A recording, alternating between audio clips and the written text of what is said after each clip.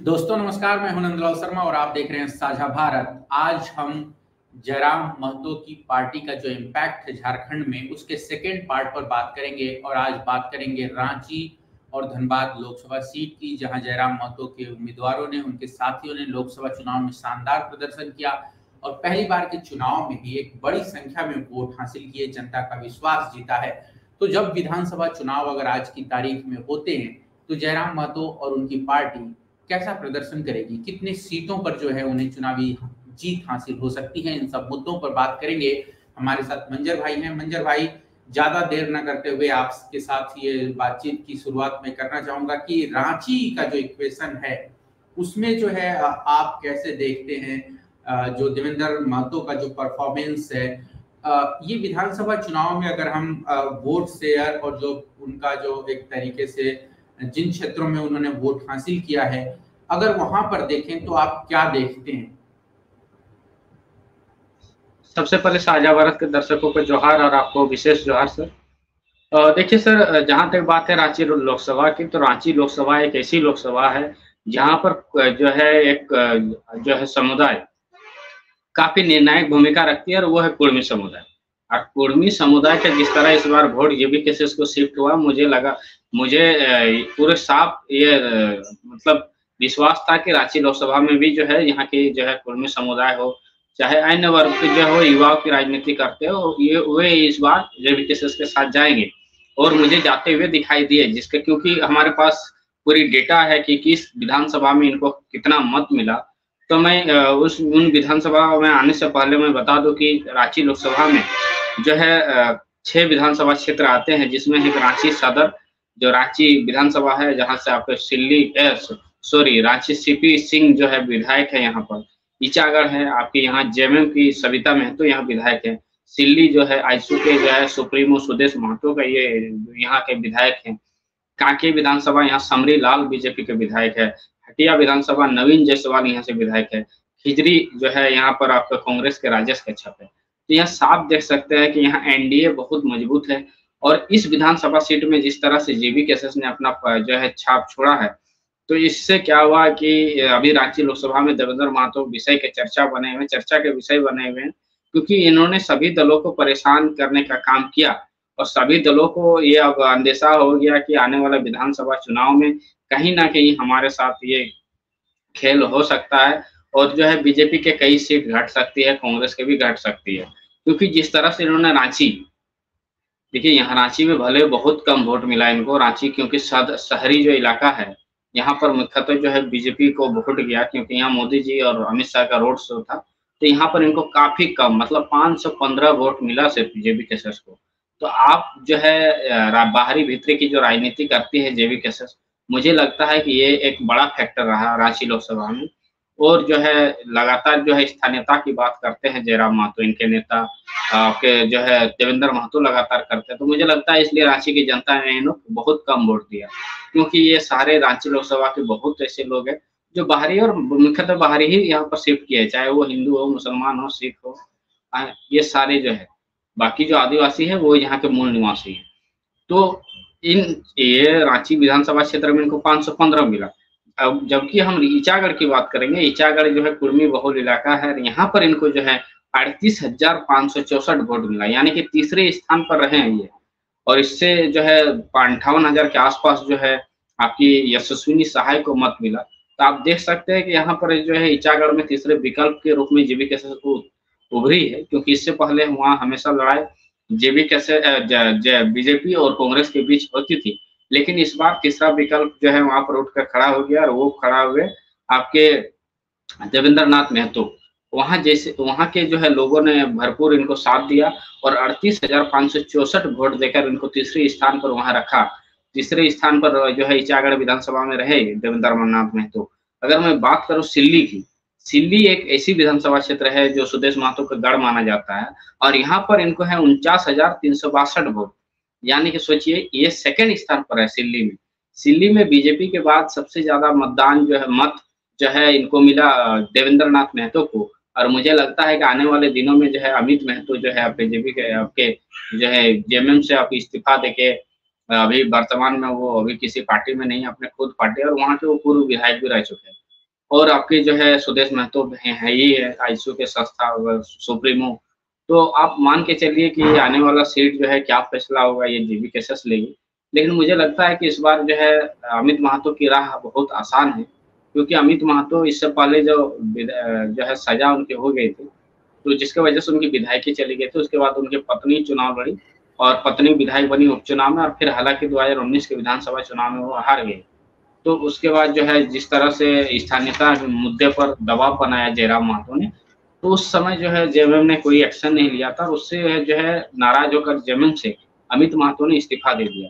हालांकि वो अभी तक पार्टी ज्वाइन नहीं किए हैं, और जेएमएम के दिग्गज जो है माने जाते थे युवा विधायक, और दिल्ली से वो चुनाव लड़ते हैं।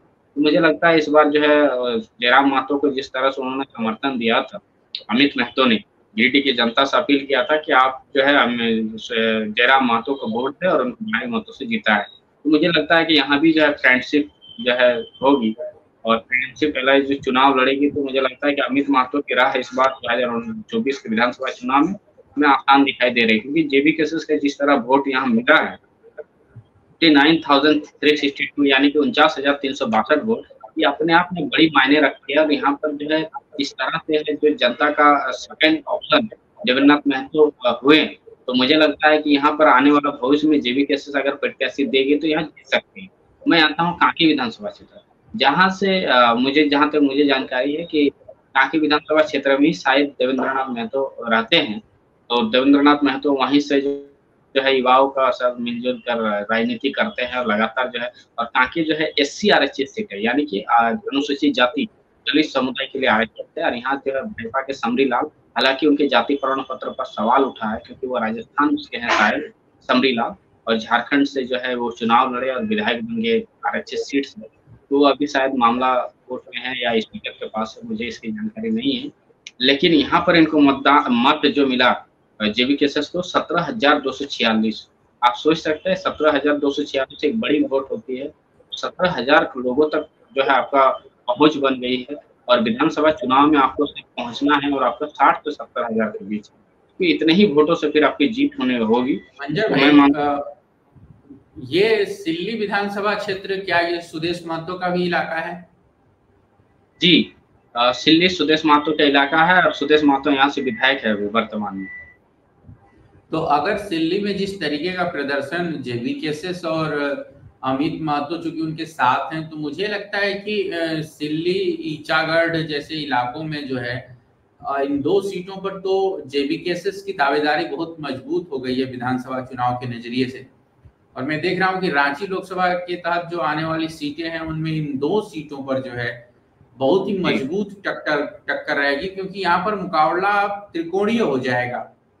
जी, और एक है आपका विधानसभा खिजरी में जो ओरमांझी बेल्ट है, ओरमांझी जो कुर्मी समुदाय का है, तो मैं ये साफ पता चला जब हमने डेटा का एनालिसिस किया, तो जितने कुर्मी ही इस बार जेबी केसेस के साथ दिखाई दे, जितने युवा है, जो मूलवासी युवा, बाहरी युवा की मैं बात नहीं कर रहा हूँ, जितने मूलवासी युवा है जो पेपर लीक परीक्षार्थी जो कंपटीशन की तैयारी कर रहे हैं, उनका समर्थन जो है देवेंद्रनाथ महतो को मिला।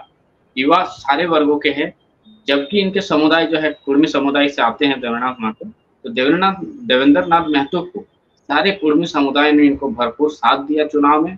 और यहाँ पर इन्होंने 23,043 खिजरी विधानसभा, सोचिए खिजरी विधानसभा में 23,043, और ये रामटहल चौधरी का भी इलाका है।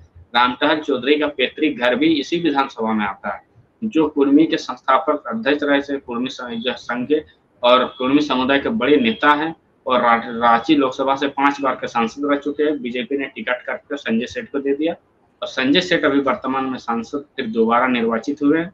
तो यहाँ पर देख सकते हैं किस तरह से आपका हटिया और रांची को छोड़ दिया जाए, तो हर विधानसभा क्षेत्र में इन्होंने उपस्थिति बहुत दमदार तरीके से दर्ज कराई है। और ऐसी उपस्थिति दर्ज कराने के बाद सभी दलों का जो है नजर जेबी केसेस की तरफ गई है, क्योंकि जेबी केसेस ने उपस्थिति दर्ज करा ही है। जी, जेबी केसेस ने जिस तरह से प्रदर्शन किया है इसे चौंकाया है, और मुझे लगता है कि ये देवेंद्रनाथ महतो आने वाला समय में जो है रांची विधानसभा क्षेत्र या रांची जिला के किसी विधानसभा से अगर उतरे हैं, तो वो विधायक चुने जा सकते हैं। बहुत आसान तरीके से चुनाव जीत सकते हैं, क्योंकि लोकसभा चुनाव में इनको जो है टोटल मत जो है 1,32,000 के आसपास जो है मिली है। तो मुझे लगता है कि आने वाला समय में जो है ये विधायक बनेंगे, ये तो फिक्स हो गई है। अगर मैं बात करता हूँ रांची, अभी वर्तमान में आपके रांची में पिछली बार देखिए चुनाव हुआ था 2019 का, एक बार ज़िक्र कर देता हूँ, ताकि हमारे दर्शकों को समझ में आएगा कि कहाँ पर आप जीत सकते हैं चुनाव। रांची लोक विधानसभा जो है शहरी, यहाँ पर 80,000 के करीब वोट लाकर सीपी सिंह विधायक बने थे, जबकि जेएमएम के महुआ माझी 73,742 यानी कि 8,000 का डिस्टेंस के 7,000 साढ़े 7,000 के मतों से जो है सीपी सिंह बने थे। हालाँकि महुआ माझी अभी राज्यसभा सांसद है। और खिजरी जो है एसटी सीट आरक्षित है, और ये कांग्रेस के राजेश कच्छप 83,829 वोट लाए थे, जबकि बीजेपी के प्रत्याशी यहाँ पर 78,360 लाए थे, और एक आयशू ने भी यहाँ प्रत्याशी दिया था। खिजरी विधानसभा से आयशू ने भी प्रत्याशी दिया, और खिजरी से आयशू ने 29,091 वोट लाया था 2019 के विधानसभा चुनाव में। अगर मैं बात करूं ईचागढ़ की, ईचागढ़ में जेएमएम की जो है आपकी वर्तमान विधायक सविता महतो, जो कि झारखंड आंदोलनकारी की पत्नी है, मुझे जहां तक जानकारी है, और वो उनको जो है 2019 के विधानसभा चुनाव में 57,546 वोट मिला था, जबकि आयशू के कैंडिडेट को 38,836 वोट मिला था। आयशू ने ईचागढ़ में खिजरी में अभी तक प्रत्याशी दिया है। और बीजेपी भी यहाँ अलग चुनाव लड़ी, क्योंकि बीजेपी आप जानते हैं कि बीजेपी 2019 के विधानसभा चुनाव में अलग चुनाव लड़ी थी बीजेपी और आपका आयशू पार्टी। तो यहाँ पर जो है बीजेपी को 38,000 मिला था, और आयशू को 38,836 मिला था, जबकि बीजेपी को 38,485 वोट मिला था। अगर बात करेंगे सिल्ली की, सिल्ली अगर आते हैं, सिल्ली हॉट सीट है पूरे रांची जो है जिला में, जो विधानसभा रांची लोकसभा में आती है सिल्ली विधानसभा, ये हॉट सीट है, क्योंकि यहाँ सुदेश महतो चुनाव लड़ते हैं। सुदेश महतो जो है यहाँ पर 83,700 वोट लाए थे पिछली बार, और जेएमएम की जय सीमा महतो, जो अमित महतो की पत्नी है, उन्होंने लगाया था वोट 63,505 वोट, जबकि हटिया विधानसभा से नवीन जायसवाल है, और एक पूरी तरह बाहरी वोटर है। हटिया विधानसभा पूरी बाहरी वोटर और कुल मूल निवासी कुछ है, यानी कि 25 से 30% मूल निवासी, बाकी बाहरी है। इसीलिए आप हटिया में देखेंगे तो काफी कम वोट इनको मिला है। देवेंद्र नाथ महतो को 1800 के आसपास वोट मिला है सिर्फ। तो यहाँ पर जो है कांग्रेस के जो है अजय नाथ शाहदेव बहुत दिग्गज नेता है, उनको 99,167 वोट मिला था, जबकि बीजेपी के नवीन जायसवाल को यहाँ पर 1,15,000। तो ये दो कोणीय सीट, पहला सीट है रांची लोकसभा की, ये हटिया विधानसभा, जहाँ पर सिर्फ बीजेपी और कांग्रेस के बीच भिड़ंत होगा, तीसरी कोई पार्टी नहीं है। और एक कांकी है, जो आपको बताया मैंने कि ये आरक्षित सीट है, ये भी एससी समुदाय के लिए। और यहाँ पर बीजेपी को पिछली बार 2019 विधानसभा चुनाव में 1,11,975 वोट आए थे, जबकि कांग्रेस के प्रत्याशी को 89,435 यानी सुरेश बैठा शायद कांके से थे कांग्रेस के प्रत्याशी, और जिन्होंने यशस्विनी सहाय की इस बार जो है कैंपेन में काफी महत्वपूर्ण भूमिका निभाई थी। और यहाँ पर आयशू ने प्रत्याशी दिया था, उनको मिला था 29,127 वोट। तो आप देख सकते हैं कि किस तरह रांची लोकसभा में देवेंद्र नाथ महतो कहाँ मजबूत दिखाई दे रही है। ये साफ झलक रहा है कि ईचागढ़, सिल्ली और आपका खिजरी, यहाँ पर अगर ये मेहनत करेंगे ये 3 विधानसभा क्षेत्रों में, तो आने वाला समय में जो है जेबी केसेस यहाँ खाता खुल सकती है। अगर सिल्ली की छोड़ दो मैं, क्योंकि सिल्ली में अमित महतो जयराम महतो का समर्थन करते हैं, तो मुझे नहीं लगता है कि यहाँ पर जेबी केसेस प्रत्याशी देगी।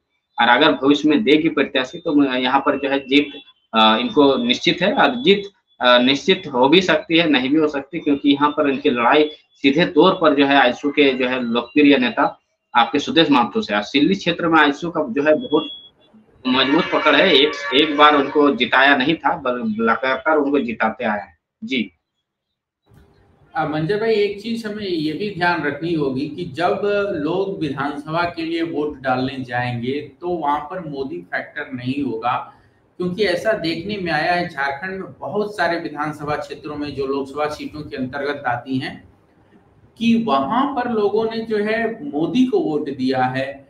और जो जैसे कि गांडे में देखिए कि जैसे कल्पना सोरेन को वोट मिला है, और वहां पर जो है विनोद सिंह को वोट नहीं मिला। अब रांची में देखिए कि रांची में भी महतो समुदाय बहुत है, ओबीसी बहुत है, माइनॉरिटी बहुत है, जो है बाहरी लोग भी बहुत हैं, लेकिन वहां पर देवेंद्र महतो को बिल्कुल कम वोट मिला, क्योंकि उनके पक्ष में ये था ही नहीं। उन्हें था ये कि जो है हमें दिल्ली का चुनाव देखना है, दिल्ली में लोग देखने हैं, जेएमएम कांग्रेस और इस तरीके की चीजें।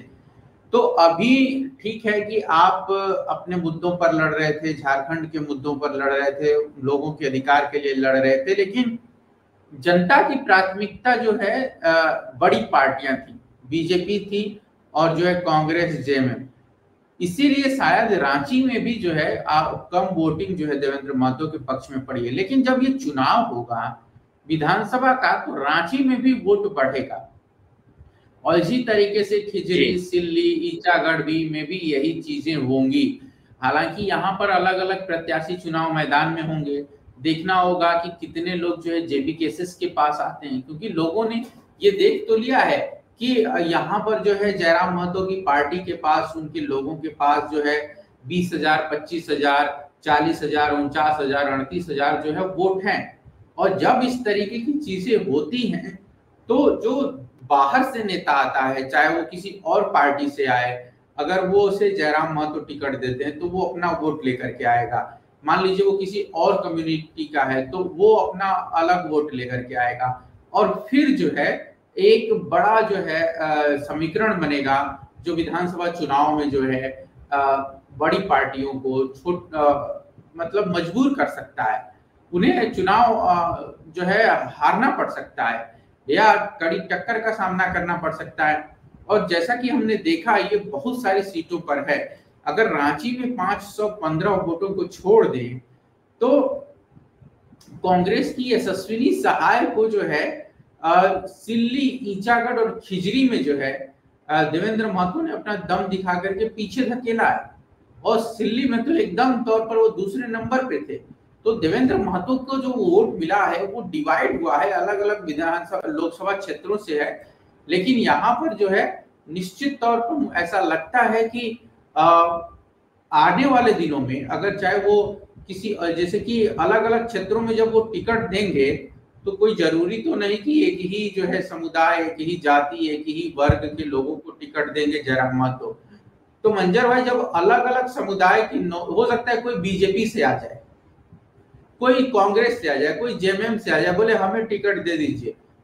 तो अब आप ये देखिए कि हर लोकसभा सीट में जो विधानसभा क्षेत्र में जो है अब जयराम महतो के वोट हैं। जैसा कि हमने बताया कि आप देखिए ईचागढ़ में 38,564 वोट हैं उनको, सिल्ली में 49,362 हैं, कांके में 17,246 है और खिजरी में 23,043 है। तो ये वोट उनका मूल वोट है। अगर इस वोट में दूसरा वोट जुड़ता है, जैसे ही वो जुड़ता है ये गेम चेंजर साबित हो जाएगा। क्या मंजर भाई, क्या सोचते हैं आप इस पे? इसलिए गेम चेंजर होगा क्योंकि ये लोकसभा चुनाव राष्ट्रीय मुद्दे पर थी, और हालांकि रांची लोकसभा भाजपा का गढ़ है तो यहाँ पर राष्ट्रीय मुद्दे हावी थे। मोदी जी का रोड शो, अमित शाह का रोड शो, तो ये बहुत बड़ा फैक्टर रहा है। लेकिन विधानसभा चुनाव में जो है यहाँ राज्य के मुद्दे हावी होते हैं, राज्य के मुद्दे पर चुनाव होती है, यहाँ की युवाओं की बात होती है, जल जंगल जमीन की बात होती है। तो मुझे लगता है रांची लोकसभा की जनता जो बीजेपी को वोट दिया है वो विधानसभा में हो सकता है कि जेएमएम और कांग्रेस से नाराज होकर जेबीकेएस को दे दे, बीजेपी को दे दे। तो ये अभी कहा नहीं जा सकता है, लेकिन इतना तो तय है कि रांची लोकसभा के 3 विधानसभा सीट, ईचागढ़, सिल्ली और जो है आपका खिजरी, यहाँ पर जेबीकेएस अगर मेहनत करती है 2024 के विधानसभा चुनाव जो प्रस्ताव अभी आने वाली है, आगामी विधानसभा चुनाव, तो मुझे लगता है ये 3 सीटों पर इनको अभी थोड़ा सा मेहनत अगर करती है तो ये निकालने में कामयाब हो जाएंगे ये सीट। और रांची लोकसभा जैसे सीट विधानसभा में अगर आप जेबीकेएस सीट निकाल रही है तो हमें लगता है कि राज्य की सरकार में इनकी बहुत बड़ी भूमिका होगी, क्योंकि यहाँ पर 3 विधानसभा सीटें जीतना यानी कि राज्य के सबसे बड़े दल के रूप में उभरेगा जेबीकेएस। और मुझे लगता है कि उभरने में इनको ज्यादा समय नहीं लगेगा, क्योंकि ऑलरेडी यहाँ पर इनका बेस बन गया है लोकसभा चुनाव में। अगर ये मेहनत करेंगे और थोड़ा कार्यकर्ताओं के लेकर चुनावी सरगर्मी पर ध्यान देंगे तो आने वाला विधानसभा चुनाव इनका पक्ष में जाएगा। जी सर। बिल्कुल मंजर भाई, देर तो बिल्कुल नहीं हो रही है, लेकिन जो चुनाव अपने समय पर होगा तो चुनाव का तो वेट करना ही पड़ेगा। लेकिन जैसे ही चुनाव होगा झारखंड में एक नई पार्टी जो है अपनी ताकत के साथ पूरी तरीके से फलक पे छा जाएगी और वो विधानसभा चुनाव में किंग मेकर भी बन सकती है। लेकिन मंजर भाई अब जो है रांची के बाद हम लोग जरा धनबाद की तरफ रुख करते हैं। वहां पर जो 1 लाख अंसारी थे जेबीकेएसएस के, और देखते हैं कि वो किन क्षेत्रों में उनको वोट मिला और कितने प्रभावी हैं वो। और धनबाद की जो विधानसभा क्षेत्र है उनमें से जेबीकेएसएस किधर किधर से मजबूत निकलती हुई दिखाई दे रही है। जी सर, मैं धनबाद की बात करूं तो धनबाद के जो है विधानसभा वाइज मेरे पास अभी डेटा नहीं आई है, लेकिन इनको कहाँ मत मिला है ज्यादा, इसकी मुझे ये डेटा हमने निकाला तो ये पता चला कि इनको किन विधानसभा चुनाव में सबसे ज्यादा मत मिला। एक जो है इस पर हम ये कर सकते हैं, मतलब अनुमान लगा सकते हैं। तो इनको जो है धनबाद लोकसभा में अगर कुल मत की बात करें तो 79,653 वोट मिला, यानी कि 80,000 वोट आप मान के चलिए कि 80,000 वोट उनको मिला। और जबकि धनबाद लोकसभा में जैसे कि आपके 6 विधानसभा क्षेत्र आते हैं, धनबाद, झरिया, सिंदरी, नेरसा, चंदनकियारी, बोकारो। यहाँ पर जो है इस बार राष्ट्रवाद का मुद्दा ना होकर जो है जातिवाद, क्षेत्रवाद जो है मुद्दे हावी रहा। क्षेत्रवाद इस मुद्दे पर हावी रहा क्योंकि कांग्रेस ने जो प्रत्याशी दिया उसको वहां पर बाहरी करार दिया गया और ढोलू महतो के स्थानीय करार दिया गया, और स्थानीय का मुद्दे पर वहां पर चुनाव हुई और उन्होंने ढोलू महतो का साथ दिया, बीजेपी को नहीं देखा, बीजेपी के प्रत्याशी को देखा, ऐसा माना जा रहा है। क्योंकि वर्तमान दौर में अभी जो लोकसभा चुनाव के परिणाम आए हैं, इससे साफ पता चला कि लोग जाति को भी देखकर वोट किए हैं। आप देख सकते हैं कि कुर्मी समुदाय जो है आधे से ज्यादा जो है आपके ढोलू महतो की तरफ गए हैं और ढोलू महतो को उन्होंने चुना है वहां से सांसद। उन्होंने अनुपमा सिंह का विरोध किया, अनुपमा सिंह को उन्होंने, लेकिन ये साफ नहीं कर सकते हैं कि कितना लोगों ने दिया है कितना नहीं दिया है। लेकिन ये तो तय है कि जो है बहुमत जो है कुर्मी समुदाय के ये आपके जो है आपके ढोलू महतो की तरफ गया है, क्योंकि इस बार यहाँ पर जाति और जो है लोकलिटी, उसके बाद जो है आपका जो है प्रत्याशी, उस पर डिपेंड किया है। और प्रत्याशी यहाँ का लोकल है, दूसरा है कि आपके जाति है, ढोलू महतो जी यहाँ के जो है आपके मूल निवासी है। उसके बाद जो है आपका जो है फैक्टर है कि कांग्रेस, बीजेपी यहाँ मोदी के चेहरे पर जो है वोट हुई और मोदी के चेहरे पर लोगों ने विश्वास जताया, धनबाद लोकसभा की जनता ने। और इस बार यहाँ पर जो है तीसरे नंबर 1,00,000 अंसारी रहे और जेबीकेएसएस ने जिस तरह से यहाँ पर उपस्थिति दर्ज कराई, ये एक बड़ी संकेत है धनबाद लोकसभा में पार्टियों के लिए, क्योंकि जेबीकेएसएस आने वाले विधानसभा चुनाव में मुझे लगता है इन 6 विधानसभा क्षेत्रों में 6 प्रत्याशी देने का काम करेगा। 6 विधानसभा क्षेत्रों में अब कितनी सीटें ला पाएंगे वो तो बाद की बात है, लेकिन इन धनबाद लोकसभा में 6 विधानसभा क्षेत्र आते हैं, धनबाद, सिंदरी, निरसा, चंदनकियारी, बोकारो और उसके बाद आपके झरिया।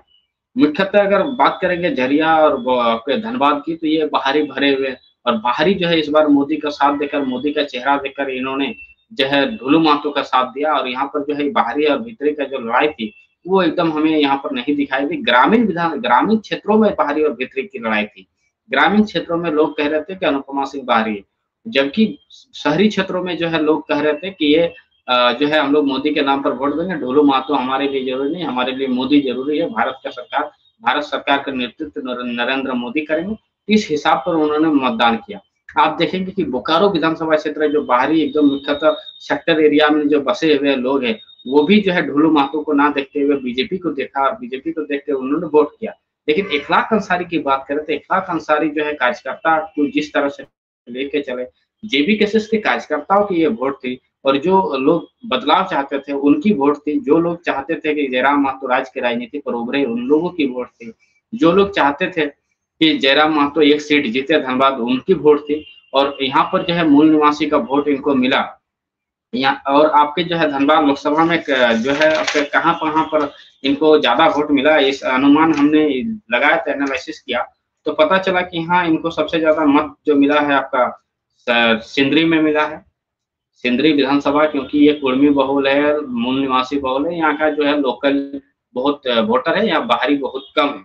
अगर बात यहाँ उसके बाद है आपके चंदनकियारी में इनको अच्छा खासा मत मिला और बोकारो विधानसभा में मिला। मैंने इससे पहले जो है जब वोट हुई थी उसी दिन मैंने कहा था कि बोकारो विधानसभा के जो एक छोर है वो ढोलू महतो के साथ गई है, दूसरा छोर जो है ये गई है आपके जेबीकेएसएस के 1,00,000 अंसारी की तरफ से। तो ये जो वोट दिखाई दे रही है 79,000, ये बोकारो विधानसभा भी इसके साथ है। और जबकि अगर बात करें इनको कहाँ कम मत मिला तो वो है धनबाद लोकसभा, धनबाद विधानसभा, झरिया विधानसभा, निरसा विधानसभा। और जो है निरसा क्षेत्र से भी इनको मत मिला क्योंकि गोविंदपुर के है 1,00,000 अंसारी और गोविंदपुर जो है ये निरसा विधानसभा का पार्ट है और निरसा से भी इन्होंने अच्छा मत हासिल किया है। उससे हमने जब जानकारी लिया तो निरसा के लोगों ने इनका साथ दिया और यहाँ पर जो है अल्पसंख्यकों का साथ मिला इनको। अल्पसंख्यक जो है इखलाक अंसारी के साथ गए, चंदन क्यारी में कुछ अल्पसंख्यक है इखलाक अंसारी को दिया, अनुपमा सिंह को दिया। तो इस तरह आप देख सकते हैं कि यहाँ पर जो है जेबी केसेस बहुत अच्छी तरह से उपस्थिति दर्ज कराई और शानदार अपने परफॉर्मेंस से जो है पार्टियों का आकर्षण खींचा है अपनी ओर। और जिस तरह से जो है इखलाक अंसारी को लोग कह रहे थे कि 10,000 पार नहीं कर पाएंगे, उन्होंने 80,000 मत लाकर उन विरोधियों को मुंह चुप करा दिया जो कहते थे कि इखलाक अंसारी 10,000। क्योंकि देखिए चुनाव हारने का सबसे बड़ा कारण है कि नैरेटिव, और नैरेटिव जो है दूसरा पार्टी विपक्षी इनके खिलाफ लगाए, ये नए प्रत्याशी है 10,000 से ज्यादा वोट नहीं लाएंगे। तो इस वजह से जो है हमें लगता है कि 1 लाख पार नहीं कर पाए। और लोगों ने जब लोगों की बात दूसरे लोग सुनते हैं तो ये चीज को बड़ी मतलब गहराई से लेते हैं कि ये सही बता रहा है, नए प्रत्याशी है और अभी नया आया है तो ये क्या ही जीतेगा, तो इनको वोट देकर हमें वोट की बर्बादी नहीं करना। तो मुझे लगता है ये बहुत बड़ा फैक्टर रहा जिसके कारण जेबी केसेस को वोट नहीं मिला। जेबी केसेस को यहाँ पर धनबाद में उनका ही वोट मिला जो जयराम महतो के चेहरा देखे, जो इनका कैडर है, जो है बदलाव चाहते थे झारखंड के धनबाद लोकसभा में बाहरी का मुद्दे पर, तो उन लोगों का इनका वोट मिला। और अगर बात करेंगे हम धनबाद लोकसभा में कौन ऐसी सीट है जहां पर ये चुनाव जीत सकते हैं आपके आने वाला विधानसभा चुनाव में, तो आप अगर बात करेंगे तो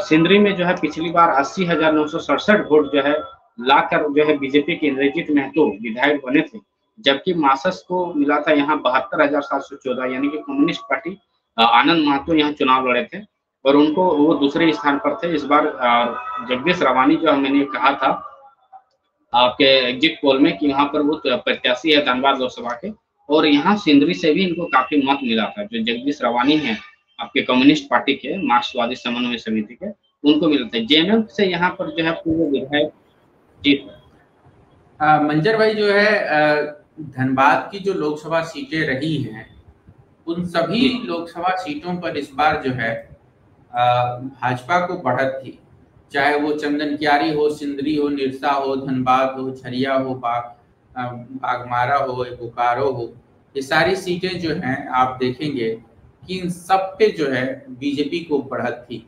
80,000 वोट अगर हम ये देखें तो 5-6 जो विधानसभा सीटें हैं उनमें से निश्चित तौर पे इतना नहीं है कि उसे हम देवेंद्र महतो या फिर संजय मेहता या फिर जो है जयराम महतो के कर सके, लेकिन हाँ ये बताता है कि अगर इन सीटों पर मेहनत करती है पार्टी और जब विधानसभा का चुनाव होगा तो उसे निश्चित तौर पर अच्छा खासा वोट मिलेगा और वो जो है अपनी चुनावी लड़ाई मजबूती से लड़ सकती है। वहां पर काम करने की जरूरत है।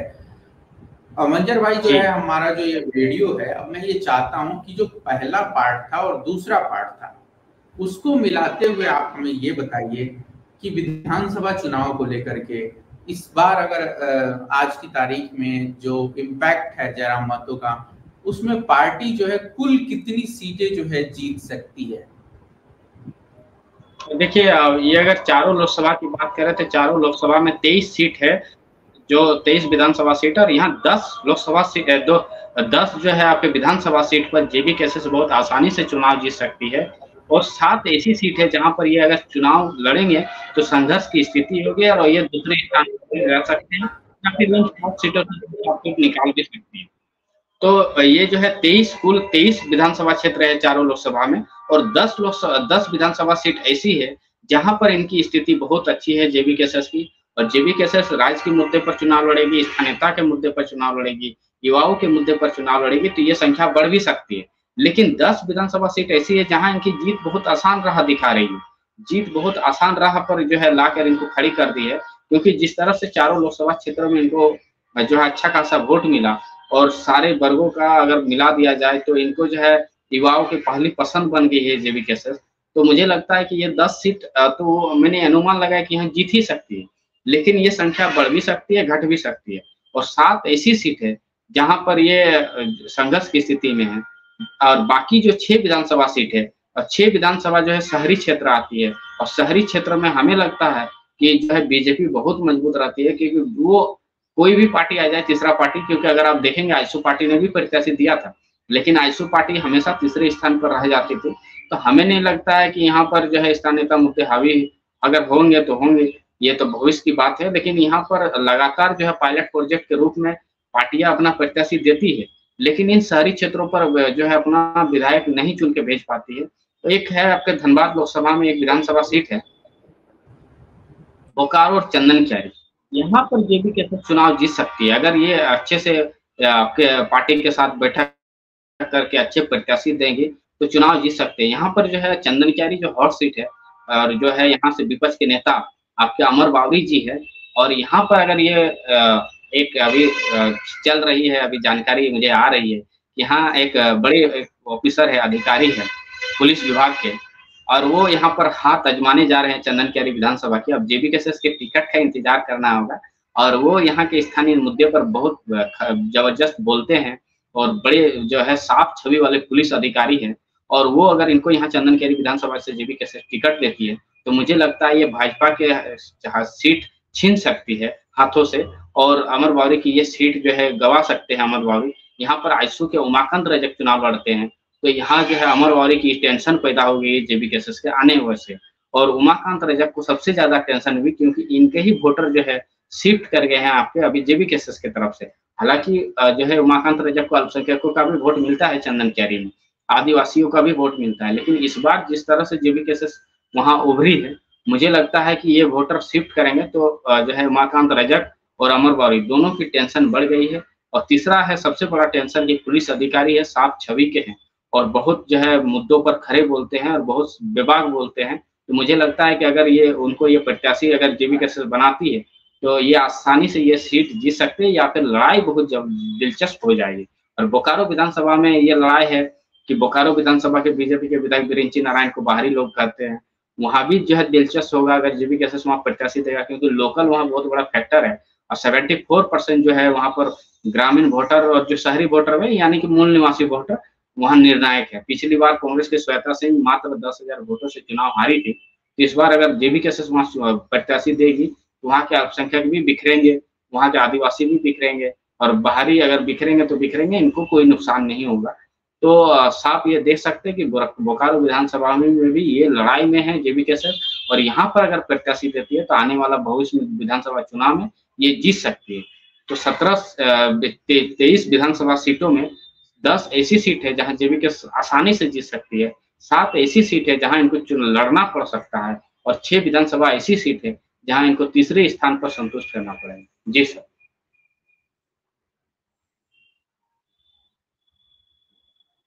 बिल्कुल मंजर भाई, लेकिन मैं ये जानना चाहता हूं कि जो ये 17 सीटें हैं, इनमें से कितनी सीटों पर जेबी केसेस जो है आपको लगता है कि बीजेपी को नुकसान पहुंचा रही है और कितनी सीटों पर जेएमएम कांग्रेस को? क्या ऐसा कुछ आंकड़ा है, अभी निकाल पाए हैं आप? जी जी, देखिए सबसे पहले तो मैं अगर विधानसभा आज बता दूं तो यहाँ पर जो है आपके धनबाद लोकसभा से मैं शुरू कर देता हूँ। हाँ, गिरिडीह लोकसभा से, गिरिडीह में जो है बीजेपी को नुकसान करेंगे ये गोमिया, क्योंकि ये आईएसयू गठबंधन सीट है इनका। और आईएसयू के यहाँ एक सीट आप देखिए बेरमो में कांग्रेस के है, कांग्रेस को यहाँ नुकसान करेंगे। टुंडी में जेएमएम है और टुंडी में जो है जयराम महतो का पैतृक घर भी है, तो मुझे लगता है कि जयराम महतो टुंडी से चुनाव लड़ सकते हैं। और बागमारा विधानसभा बीजेपी का खाते में है, तो यहाँ पर साफ साफ जो है दिख रहा है आपको कि यहाँ पर ज्यादातर नुकसान जो है बीजेपी को दिखाई दे रहा है गिरिडीह लोकसभा में। अगर धनबाद लोकसभा में आएंगे तो धनबाद लोकसभा में बीजेपी को धनबाद से नुकसान होगी, झरिया में कांग्रेस है तो झरिया में थोड़ी सी मुश्किल है रहा इनके लिए, क्योंकि वहाँ मुख्यतः बाहरी वोटर है और अल्पसंख्यक वोटर वहाँ निर्णायक है, और बाकी जो वोटर है वो मोदी के चेहरे पर विश्वास करते हैं। तो मुझे लगता है कि जेबी केसेस को यहाँ पर संघर्ष की स्थिति है। सिंदरी विधानसभा एक ऐसी है जहाँ बीजेपी से अभी नरजीत महतो विधायक है, और यहाँ पर इनको नुकसान उठाना पड़ सकता है, और यहाँ बीजेपी को जो है सीट गवा सकती है। एक है चंदन क्यारी, चंदन क्यारी में मैंने साफ कह दिया कि यहाँ बीजेपी से विपक्ष के नेता जो है अमर बावरी है, इनको भी नुकसान उठाना पड़ेगा। मुख्यतः अगर बात करें तो इन क्षेत्रों पर सबसे ज्यादा नुकसान बीजेपी को होगा। और अगर रांची और आपके बात करेंगे हम हजारीबाग की, तो यहाँ जो है यहाँ भी बीजेपी को नुकसान ज्यादा उठाना पड़ेगा, यानी कि चारों लोकसभा में सबसे ज्यादा बीजेपी को नुकसान उठाना पड़ेगा। और बात करेंगे अगर कांग्रेस और जेएमएम की, तो 3 से 4 सीट जो है बीजेपी कांग्रेस का ये सीट बिगाड़ने का काम करेगी, जीतने में जो है अटकलें पैदा करेगी जेबीके सर। जी सर।